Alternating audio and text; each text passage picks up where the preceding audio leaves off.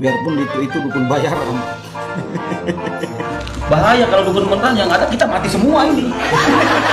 Makanya mah, jangan ilmunya biarin aja. Halo para kaula muda yang hobi nonton drama, gimana kabarnya? Di video sebelumnya kita sudah membahas drama action kocak dari sang para doublers. Nah, di video kali ini JNB akan membahas kisah para dukun yang pernah berperan sebagai dukun bayaran. Dan tak lupa juga JNB sudah merangkum kisah-kisah menarik lainnya. Wah, kira-kira seperti apa ya videonya? Oke lah Wak, tanpa basa-basi sebelum menonton, siapkan kopi atau kursi rebahan, selamat menikmati dan drama double pun dimulai. Mohon perhatian, pintu teater 1 susah dibuka. Nomor 1, kisah Mbah Mis. Jika para kaula muda pernah menonton channel Gus Idris dengan judul Duel dengan 1000 Dukun Santet Malam Satu Suro, yang sekilas mirip dengan judul film Susana ya guys.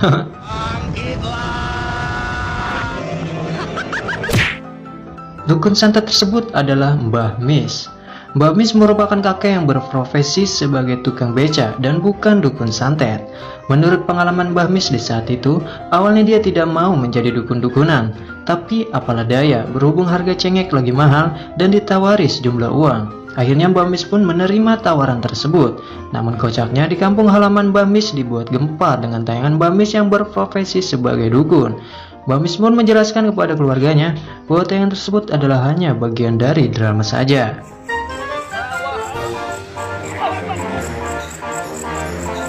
Asing takut gimana sih kan sih nggak temut Gus Idris nih. Nomor 2, kisah dukun yang tersakiti. Tampan, bertalenta, dan mempunyai karisma. Siapa sih yang tidak mengenali Ustadz Nasihin? Dalam channel YouTube-nya, Ustadz yang satu ini selalu memberantas dukun santet dengan ajian ilmu tenaga dalamnya. Namun perlu kalian ketahui, di balik suksesnya Ustadz Nasihin tersimpan dukun santet yang tersakiti. Sebut saja Supri, Otong, dan Rahmat. Ketiga orang ini merupakan tim Ustadz Nasihin yang berperan sebagai dukun santet settingan. Namun faktanya, tiga orang ini mengungkapkan atas kekecewaannya kepada Ustadz Nasihin karena hasil dari gaji YouTube-nya yang tidak sesuai dengan kesepakatan di awal dan tidak dibagi dengan rata.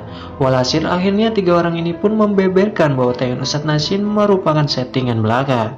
Jika kita pernah melihat tayangan Ustadz Nasihin yang berjudul Melawan Dukun Santet Bondowoso, lokasi syuting tersebut bukanlah di Bondowoso, melainkan di Jakarta. Selintas tempat tersebut tidak ada yang aneh. Namun jika kalian pernah melihat tayangan Ustadz Nasihin yang sudah dihapus dengan judul Dukun Santet Bondowoso, coba perhatikan secara seksama. Ustadz Nasihin syuting di judulnya itu di Bondowoso, padahal ini di Jakarta. Pakai akal sehat ah.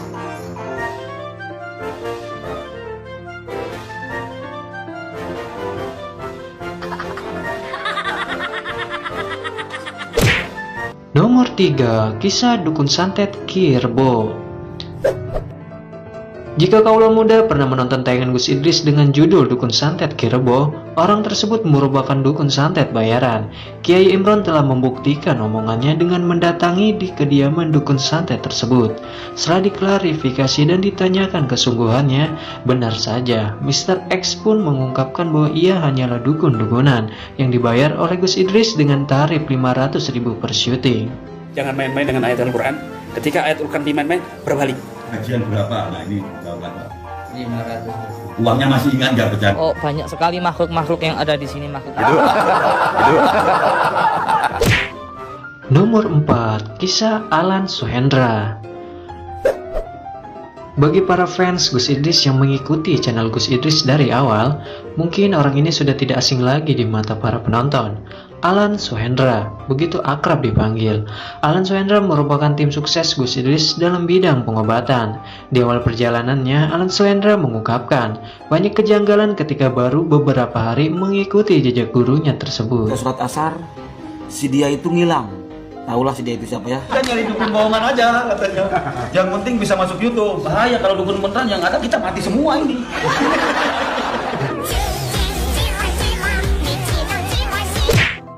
Suatu ketika Mang Alan diperintahkan oleh Gus Idris untuk mengobati pasien.